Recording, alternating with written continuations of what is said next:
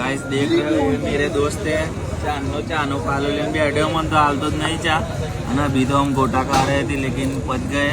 दूसरे मंगाया 200 ग्राम। पूरा हम इधर आ चुके हैं अभी तो। और दिल खुश हो जाए ऐसे, दिल खुश के वहाँ से गोटा खा रहे हैं। बहुत ही अच्छे बना रहे हैं, आप भी आना खाना।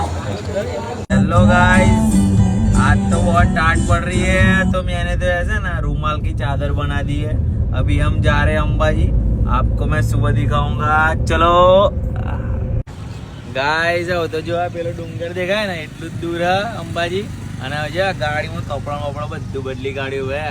હવે થોડીક જ વારમાં અંબાજી પહોંચીને પાછા વ્લોગ મળી તમને। ફાઇનલી ગાઈસ અમે અંબાજી આજે જોઈ લે મંદિર આપણે મળી જાય ને તમને આજે